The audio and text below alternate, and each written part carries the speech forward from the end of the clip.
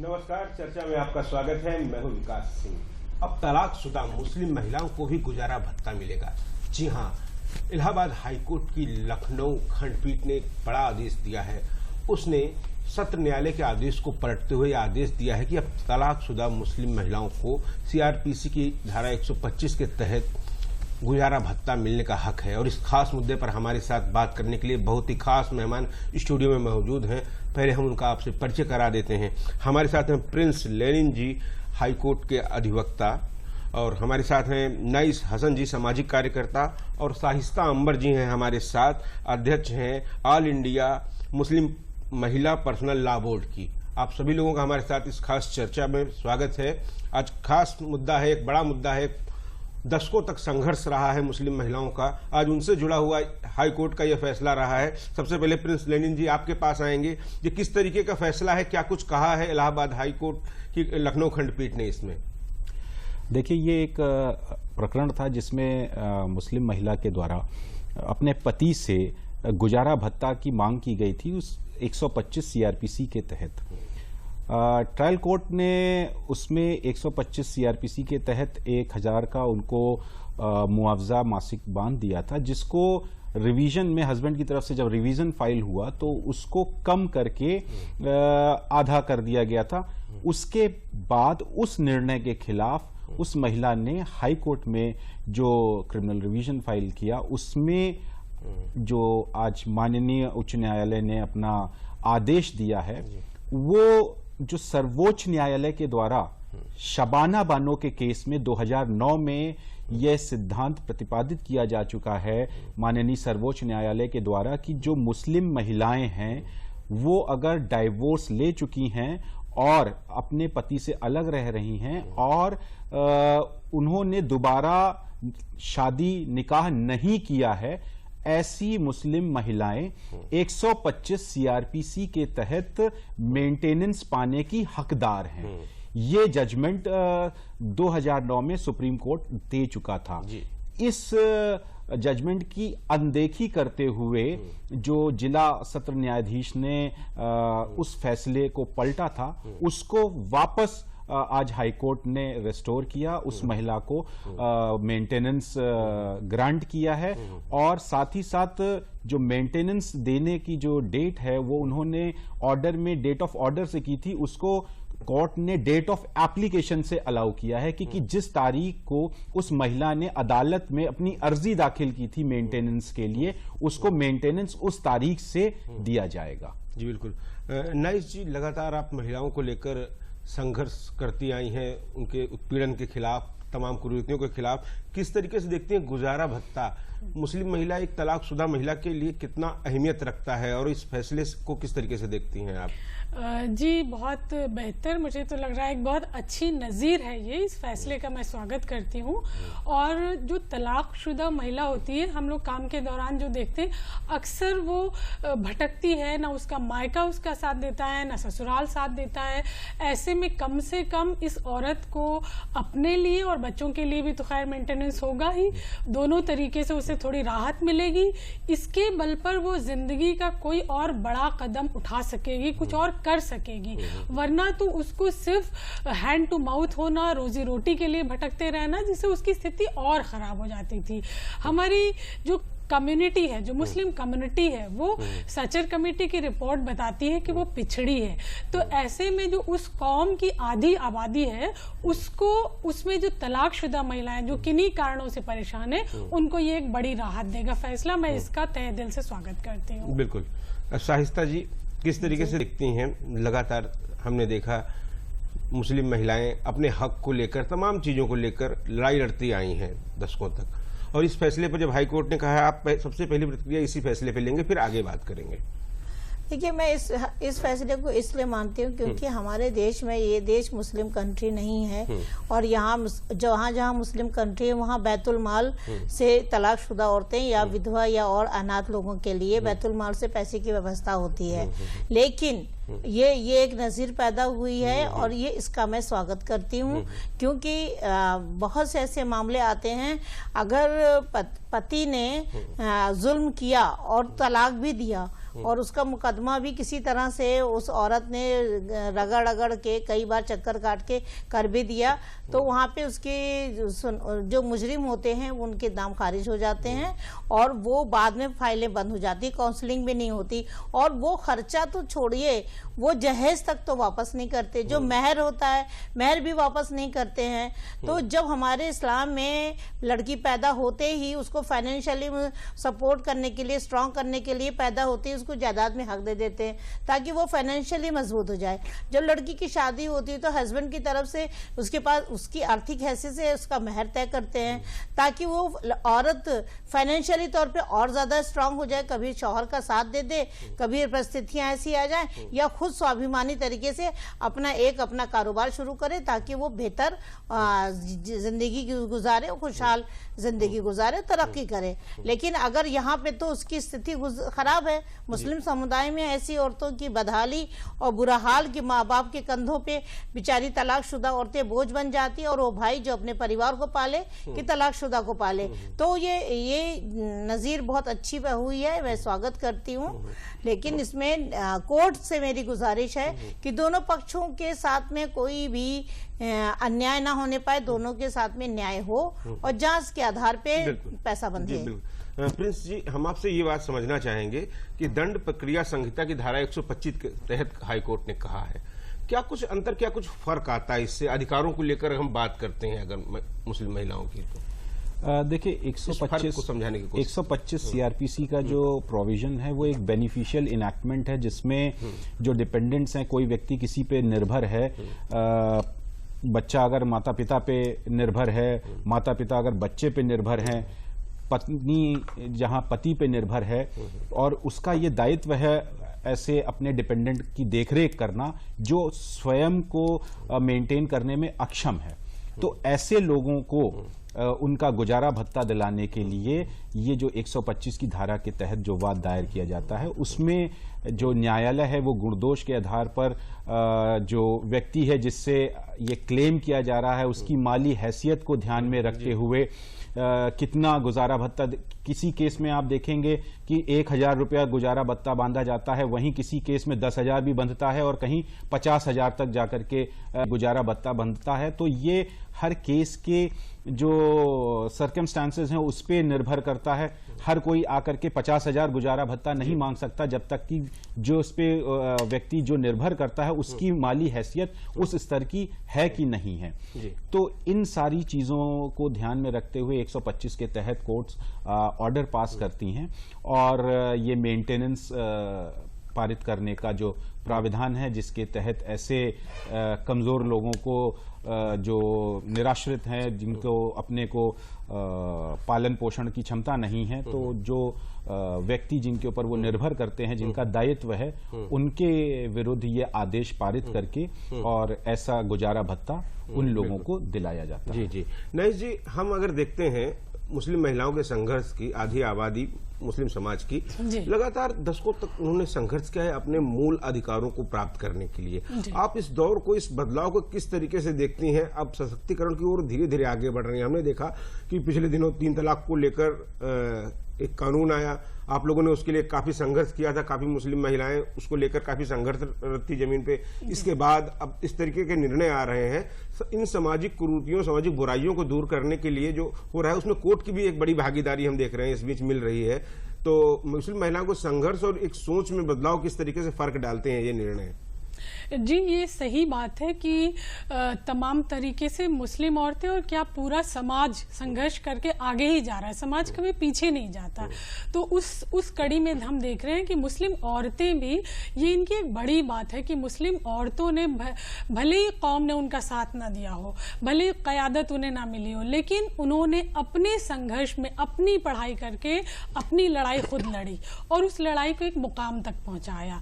अगर देखें तो इस वक्त तमाम ऐसे फैसले आए जो सुप्रीम कोर्ट के, रमना जी तो उसकी एक अच्छी मिसाल है जिन्होंने बहुत ही प्रोग्रेसिव बातें कही हैं, तो तमाम फैसले भी बहुत अच्छे आए हैं औरतों के हक में, तो सभी औरतों के हक में अच्छे आए हैं। तो आप देखेंगे उसी कड़ी में मुसलमान औरतों के हक में भी ये जो फैसला है अच्छा है। बस जरूरत इस बात की है जो हम लोग देखते हैं जमीन पे कि 125 के लिए अप्लाई तो करा देते हैं, क्योंकि पहले भी बहुत सी जगह 125 अप्लाई होता ही है और अप्लाई होने के बाद, ऑर्डर होने के बाद भी मिलता नहीं है। कितनी बार चक्कर लगाना पड़ता है औरतों को, अपनी अर्जी पे अर्जी देना पड़ता है, पर वो मिलता नहीं।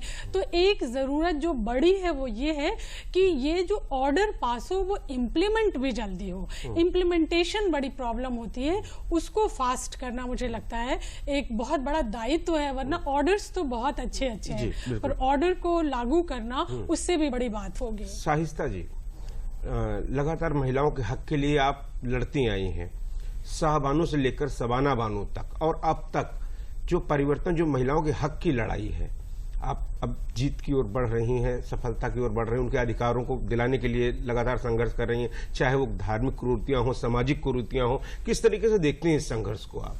देखिए, हम तो सबसे पहले अपने समाज के उन सभी महिलाओं को मैं क्रांतिकारी सलाम करती हूँ और मीडिया के हमारे साथियों का, क्योंकि मैं साधन विहीन रही हूँ।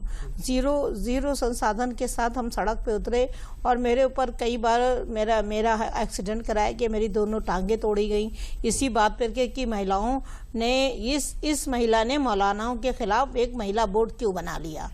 और तलाक पे जब 3 बार हमने याचिकाएं दी और 3 बार हम प्रेसिडेंट ऑफ इंडिया से मिल करके हमने इसको आगे बढ़ाने के लिए कानून बने कि मुस्लिम महिला मैरिज एक्ट बनना चाहिए।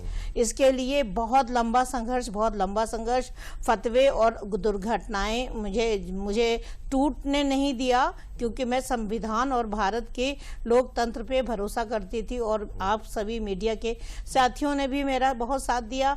लेकिन आज भी आज की तारीख में हम अभी भी महिलाओं के लिए न्याय नहीं दिला पा रहे हैं। हमारे प्रदेश मुख्यमंत्री आदरणीय योगी जी ने पेंशन की बात की थी कि हम 1000 रुपया पेंशन देंगे, तो हमने उनसे ये कहा था आप उनको पेंशन ना दिए, हाथ फैलाने वाली महिलाओं को मत बनाइए कि उनका हाथ फैले, आप उनको इतना स्वावलंबी बना दिए, उनको वक्फ की प्रॉपर्टी से उनको आश्रय होम और स्टार्टअप इंडिया और उत्तर प्रदेश की जो माइनॉरिटीज और महिला कल्याण की जो योजनाएं हैं वो उन तलाकशुदा महिलाएं या हिंदू बहनें हों चाहे मुस्लिम बहनें हों, वो समाज की ठुकराई हुई होती हैं। वो माँ बाप भी उनको बोझ समझते हैं और भाई अपने बच्चों को पालेगा कि वो उन तलाकशुदा बहन को पालेगा, तो वो स्वावलंबी हों, खुद उनके पास उनका रोजगार हो और उनको खुद वो इस काबिल बना दे हमारी सरकार, हमारा कोर्ट, हमारी सरकारें कि वो देने वाली बन जाए, हाथ फैलाने वाली ना बने, चाहे हमारी कोई भी बहनें हो। बिल्कुल, उनका सशक्तिकरण हो, उनमें सरकारें भी और उसमें समाज को भी आगे होना होगा, आगे आना होगा। प्रिंस लेनिन जी, शाहबानों से लेकर शबाना बानो और अब आप लगातार देखते आए हैं, आप वरिष्ठ अधिवक्ता हैं, पूरी न्यायिक प्रक्रिया में कई बार अदालत ने हस्तक्षेप किया, आदेश किए, तब अधिकारों की प्राप्ति हुई। कैसे देखते हैं तब से लेकर अब तक के हक की लड़ाई को आप? देखिए, क्योंकि ये जो मामला मुस्लिम समाज से जुड़ा हुआ है, ये शाहबानो के केस से जिस तरह से इसका उद्गम हुआ, उस महिला ने जो अपनी सुप्रीम कोर्ट तक लड़ाई लड़ी, जो मेंटेनेंस की जो बात होती थी महिला के लिए मुस्लिम कानून में, जो हस्बैंड का जो दायित्व निर्धारित किया गया था, डाइवोर्स की स्थिति में इद्दत के पीरियड तक हस्बैंड को जिम्मेदार माना गया था, कोर्ट ने उसको ओवर रूल किया। कोर्ट ने ये बात मानी कि अगर वो महिला डिवोर्स लेती है और उसके बाद शादी नहीं करती है तो भी आपको उसकी जो गुजारा भत्ता है वो आपको देना पड़ेगा।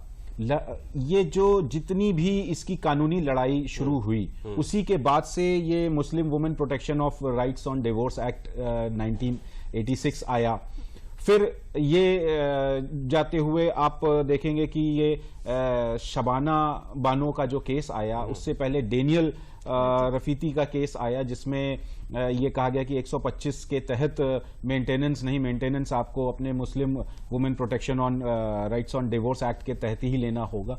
तो ये जो चीजें चलती रही हैं, फिर शबाना बानो के केस में कोर्ट ने फिर से क्लियर किया कि ये जो 125 का जो सीआरपीसी का प्रोविजन है, ये बेनिफिशियल इनैक्टमेंट है, इस पे ओवरराइडिंग इफेक्ट नहीं आएगा। ये रेमेडी जो है ये मुस्लिम महिलाओं के लिए भी, वो अगर 125 में आए तो रिटर्न करेगी और ऑर्डर पास करेगी, उसके तहत पारित किया गया जो भी आदेश होगा वो मान्य होगा। तो उसी की पुनरावृत्ति आज माननीय उच्च न्यायालय ने उस प्रतापगढ़ के मैटर में दोहराई है कि शबाना बानो में ये केस में ये चीज सेटल की जा चुकी है कि जो मुस्लिम महिलाएं हैं, तलाकशुदा हैं, वो 125 सीआरपीसी। तो राजीव गांधी सरकार में 1986 एक बिल पास हुआ था जिसमें वक्फ विभाग उन तलाकशुदा औरतों को गुजारा भत्ता दे। ये बात बिल्कुल ढाक दी गई, छुपा दी गई। ना पर्सनल लॉ बोर्ड ने इसको आगे लाए, ना ही इस कोर्ट में उस बिल के आधार पे उस महिलाओं को मिला। वो जानती तक नहीं है इस बिल के बारे में।